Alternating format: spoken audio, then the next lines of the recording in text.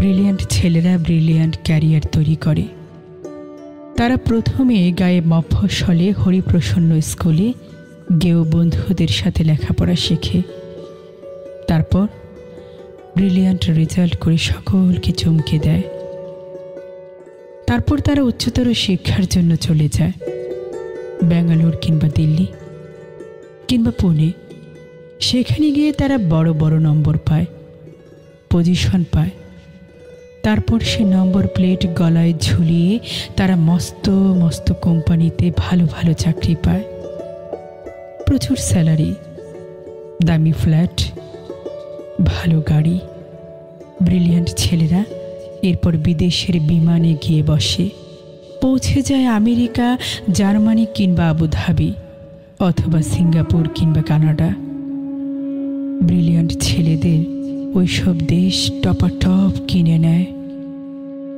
ওইসব ব্রিলিয়ান্ট দেশ আমাদের ব্রিলিয়ান্টদের জন্য বিলাসবহুল বাড়ি, গাড়ি আর প্রচুর ডলারের ব্যবস্থা করে দেয়। সেখানে আমাদের ব্রিলিয়ান্টরা সুখে থাকে।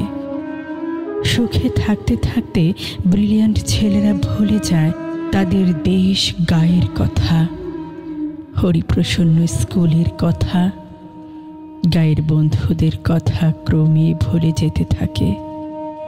মনে রাখতে পারে না খুড়তুতো জেঠতুতো সব অসফল ভাই বোনদের কথা। ব্রিলিয়ান্টদের জগতে ইমোশন নেই, প্রমোশন আছে। ব্রিলিয়ান্টদের অতীত নেই, কেবল ভবিষ্যৎ, কেবল ফিউচার। ছোট চেয়ার থেকে বড় চেয়ার, নন এসি থেকে এসি। ব্রিলিয়ান্ট ছেলেরা বাবা মাকে মাঝে মধ্যে টাকা পাঠায়, অনেক টাকা। সেই টাকা হাতে পেয়ে ব্রিলিয়ান্টদের বাবার মুখে ফুটে ওঠে হাসি, মায়ের চোখ ভরে ওঠে জলে। ব্রিলিয়ান্ট রেনাস্টি ইন্ডিয়াতে আর ফিরে আসতে চায় না। এত ভিড়, এত ধুলো কাদা, এত করাপশন, এসবের মধ্যে তাদের গা ঘিন ঘিন করে। তবুও যদি কখনো আসে, অনেক অনেক ফরেন জিনিস নিয়ে আসে। মায়ের জন্য ইতালির চাদর, বাবার জন্য ফ্রান্সের সিগারেট, সঙ্গে জাপানি লাইটার। আলো জ্বললেই যা থেকে টুংটাং করে বাজনা বেজে ওঠে। ব্রিলিয়ান্টদের ব্যাপার স্যাপারই আলাদা, কিন্তু ব্রিলিয়ান্টদের ব্রিলিয়ান্ট বানিয়ে তুলতে কেরানি বাবাকে যে কত দিন কর্মক্লান্ত দুপুরে টিফিনে একটা চাপা কলা কিংবা 1 টাকার শুকনো মুড়িতে পেট ভরিয়েছেন।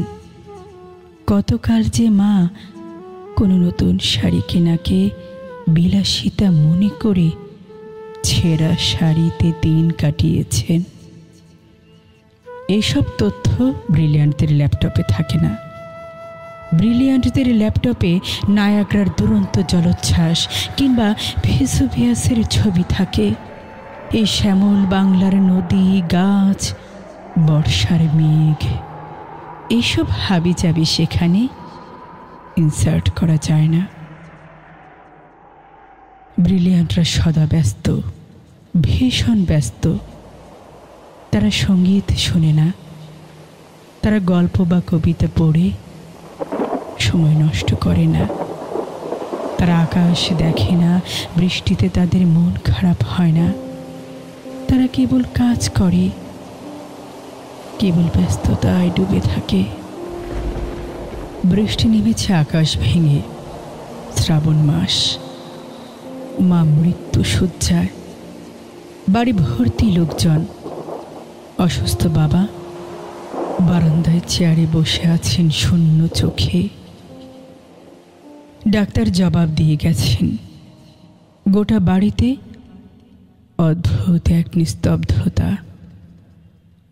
কাপা কাপা ঠোঁটে মা জিজ্ঞেস করছেন, খোকন এলো? খোকন? ব্রিলিয়ান্ট খোকন তখন ফ্লাইটে। সবাই মাকে বোঝাচ্ছে, ওই তো খোকন এলো বলে।